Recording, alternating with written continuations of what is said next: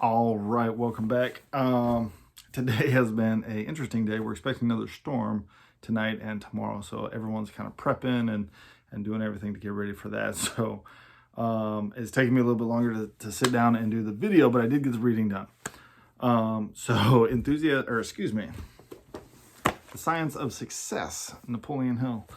Today's chapter was about positive mental attitude, and he used a story with an analogy that basically everyone has a invisible talisman or coin that they keep with them, and on one side it says PMA, and on the other it says NMA, and whichever side we refer to the most is going to dictate kind of where we end up.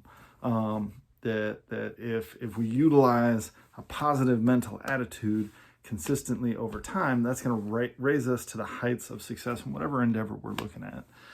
If we're using the NPA, the negative, or NMA, the negative mental attitude, then eventually that's just going to drag us down.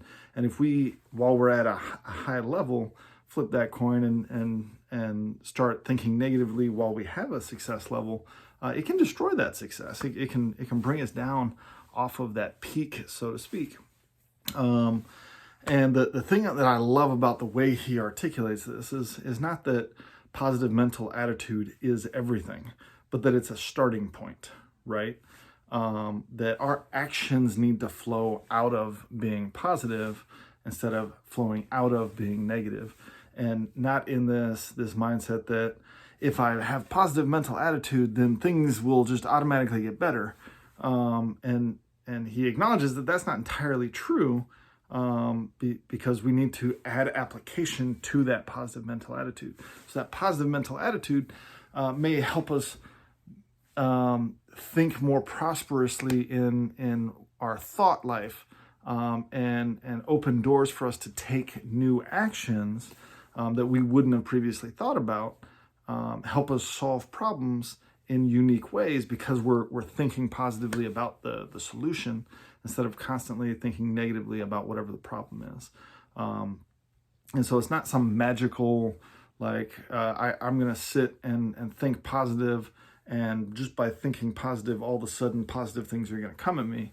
No, it positions us to go out and interact with the world in a positive way, which will bring positive back to us. So very, very awesome portion of the book. Next up, 7 Habits of Highly Effective People.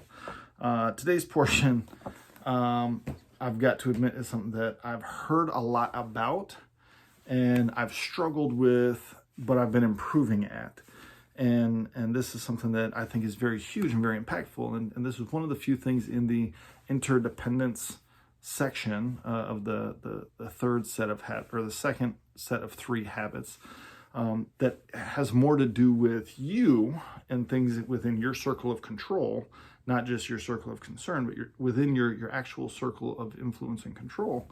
And that's how you engage in a situation with what the mindset is to seek to understand before seeking to be understood.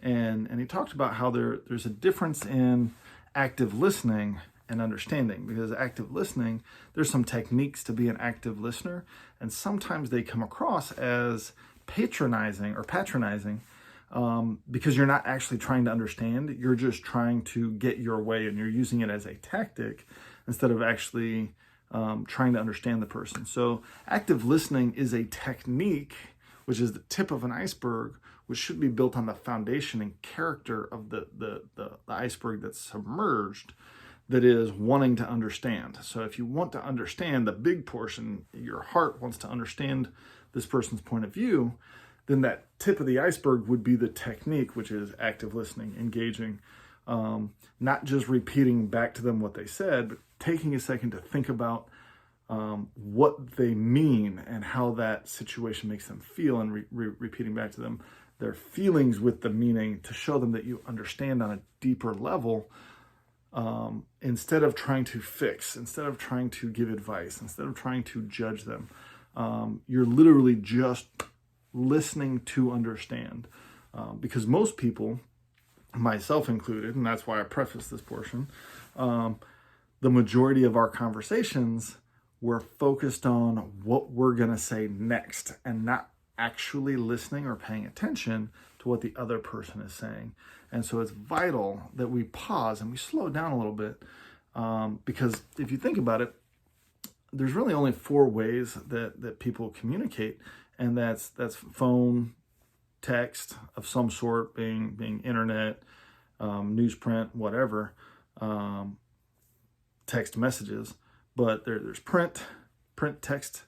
There's interpersonal verbal. There's and then there's listening, right? And we spend millions of dollars learning the visual, the audio, and the speaking abilities, but very rarely do we take time to develop good listening skills and good understanding skills. And that's kind of the focus of this chapter, is things that you can do if you have that character and core understanding, that you're not doing these as tactics or tricks to try to convince someone or manipulate them into doing something. Because if you're seeking to truly understand, then you may end up in a situation where your ideas are changed, or where your thought on how to proceed are changed. Because oftentimes, by taking the time to seek to understand, you open the doors and you get to the core of the actual problem instead of just the surface level problem. And he uses the analogy that if you were a doctor, you would want to get to the core issue instead of just prescribing a prescription. You want to diagnose the problem and then treat the problem, instead of just giving a prescription to a symptom every time there's a symptom, because that will take withdrawals from your emotional bank accounts instead of putting deposits into your emotional bank accounts, like correctly taking the time to seek to understand before seeking to be understood will do for you. So with that being said, I got a few more things I got to knock out today, and fired up to see you guys on the trail. Stay accountable. Condense the pain. Let's get it. Bloop.